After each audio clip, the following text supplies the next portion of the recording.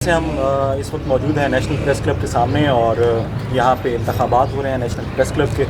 तो हमारे साथ जो है वो RIUJ के Rawalpindi Islamabad union of journalist के जो प्रेसिडेंट हैं आबिद अब्बासी साहब, वो मौजूद हैं। आबिद भाई, आपका बहुत शुक्रिया, आपने DTM के लिए टाइम दिया।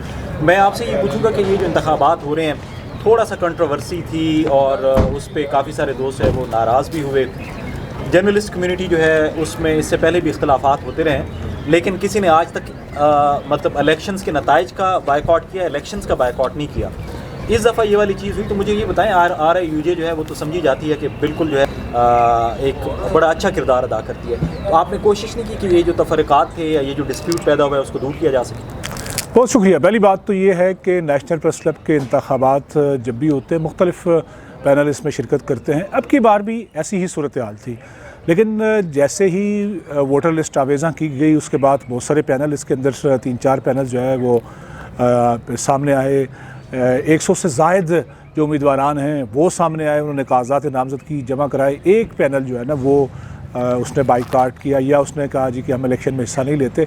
और साथ ही जो जिन लोगों ने कागज़ात नामज़दगी जमा कराए थे वही कोर्ट चले गए कि हमें इन जो वोटर लिस्ट हैं उस पर एतराज़ है। जहाँ तक बात है उनसे बातचीत की, हमने वो दरवाज़ा ओपन रखा, मुज़ाकरात उनके साथ होते रहे। एक सेशन हुआ, दूसरा सेशन हुआ और जो इश्यूज़ थे उनको एड्रेस करने की तरफ दोनों अतराफ़ से हामी भरी गई और हमने बड़े खुले दिल के साथ उनको ऑफ़र की कि अगर कोई जहाँ जहाँ मसला आप समझते हैं वो है, हम उसको एड्रेस कर लेते हैं। आपको किसी शख्स पर, किसी भी मेंबर पर एतराज़ है, हम वो इशू एड्रेस कर लेते हैं। आपको अगर किसी एक से ज़ायद लोगों पर एतराज़ है, वो लिस्ट आप प्रोवाइड कर दें और हम उसको एड्रेस कर लेते हैं और आप इस इलेक्शन का हिस्सा हैं। दूसरी इंपॉर्टेंट बात ये है, जो प्रॉपर फोरम होते हैं, फ़र्ज़ करें कोई भी शख्स मेंबर बन जाता है, अगर उस पर एतराज़ है किसी भी मेंबर को, किसी भी शख्स को जो नेशनल प्रेस क्लब का मेंबर है, तो उसके लिए प्रॉपर फोरम मौजूद है। आपको जो एग्जीक्यूटिव बॉडी है उसको दरख्वास्त दें, फिर नहीं तो जनरल कौंसिल में वो ले जाएं,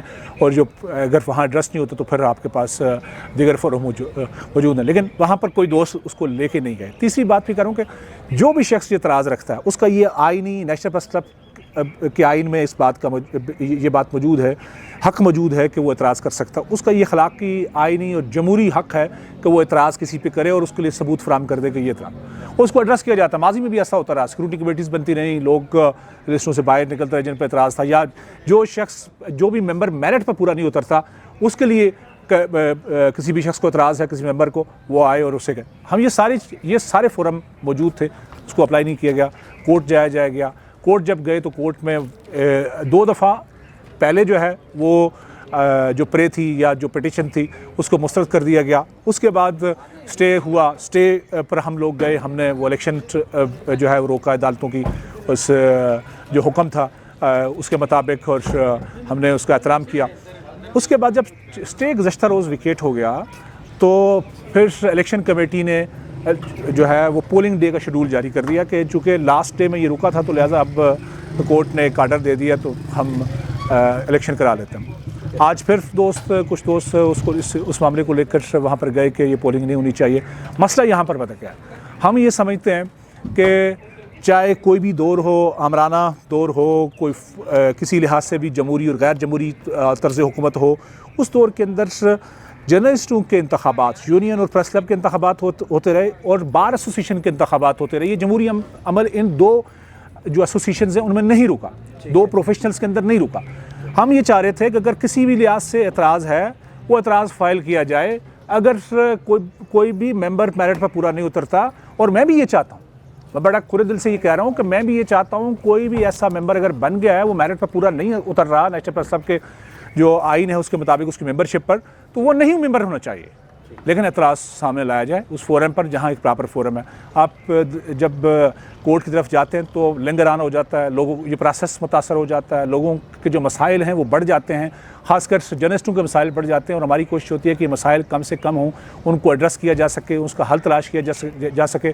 जब मुंतखब बॉडी कहीं भी होती है तो वो डेफिनेटली उसकी ज़िम्मेदार होती है कि उन मसाइल के हल के लिए कोई हल निकाले और इक़दाम उठाए।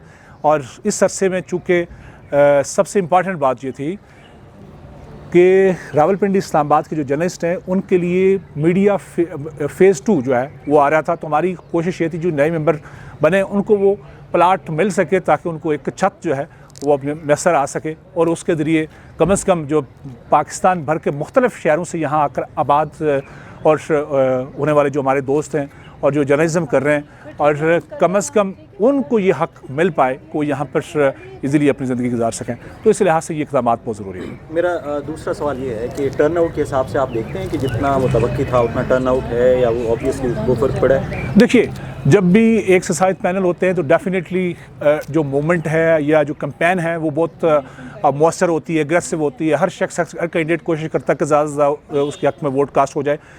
जिस तरह की हमारी तवक्को थी, ये मैं समझता हूँ कि जितना कास्ट होना चाहिए, जितना अब की बार वोट है उसके तनासब से शायद कहीं कमी पेशी, चूँकि रमज़ान भी है, प्लस जो है एक पैनल ने बाइकाट भी किया हुआ है, उसके जो हामी हैं उनमें से भी बहुत सारे लोग वोट कास्ट करने आए हैं, लेकिन कुछ लोग ऐसे भी हैं जो उनके साथ एकदम जुड़े हुए नहीं भी आए।